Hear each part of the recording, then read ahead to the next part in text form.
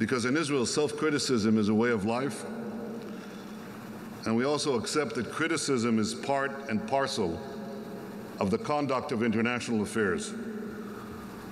But Israel should be judged by the same standards applied to other nations and to other democracies.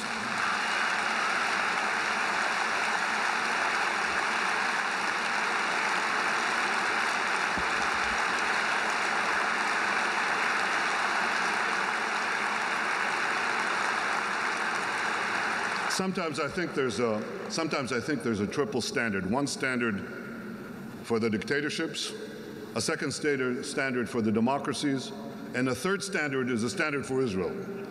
We should be judged by one standard, and allegations made against the state of Israel must be grounded in fact.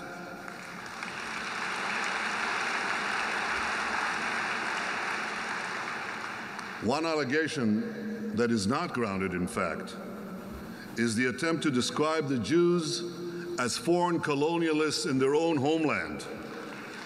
This is one of the great lies of modern times. In my office, I have a signet ring that was loaned to me by Israel's Department of Antiquities. This ring was found right next to the Western Wall, but it dates back 2,800 years ago, 200 years after King David declared Jerusalem as our people's capital. Now, this ring is a seal of a Jewish official, and his name is inscribed on it, in Hebrew.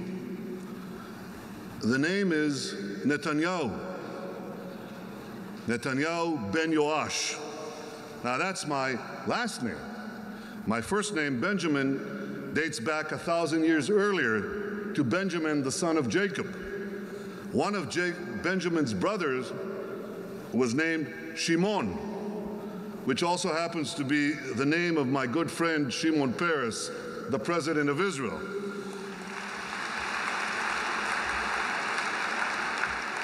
You see, nearly 4,000 years ago, Benjamin, Shimon, and their 10 brothers roamed the hills of Judea. Ladies and gentlemen, the connection between the Jewish people and the land of Israel cannot be denied.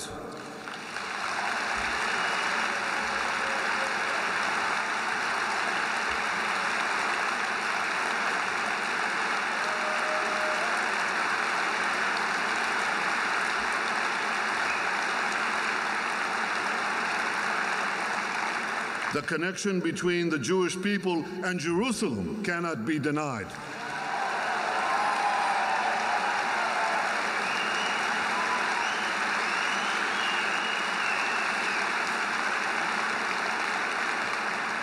The Jewish people were building Jerusalem 3,000 years ago, and the Jewish people are building Jerusalem today.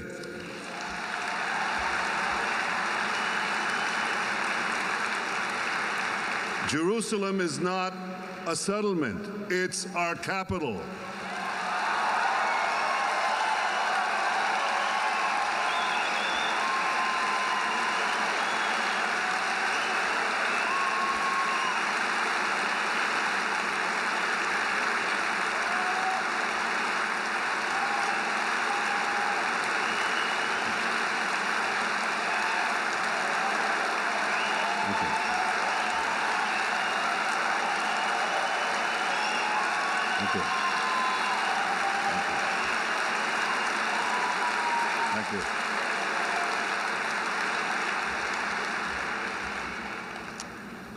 In Jerusalem, my government has maintained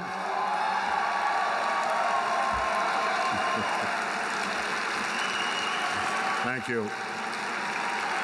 Thank you. You're very kind. Thank you.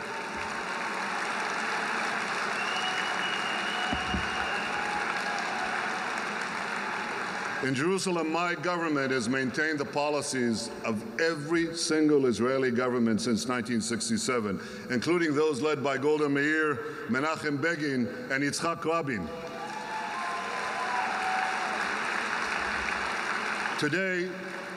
Nearly 250,000 Jews, that's almost half the city's Jewish population, live in neighborhoods that are just beyond the 1949 armistice lines.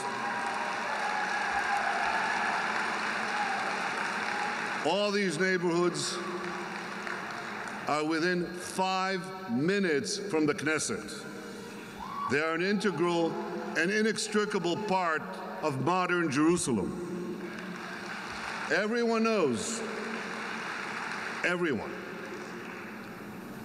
Americans, Europeans, Israelis certainly, Palestinians, everyone knows that these neighborhoods will be part of Israel in any peace settlement. And therefore, building in them in no way precludes the possibility of a two-state solution. And I want to say one more thing about our policies in Jerusalem.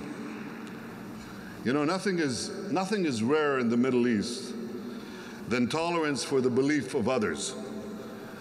But it's only been under Israeli sovereignty in Jerusalem that religious freedom for all faiths has been guaranteed, and we shall continue to guarantee that religious freedom for everyone.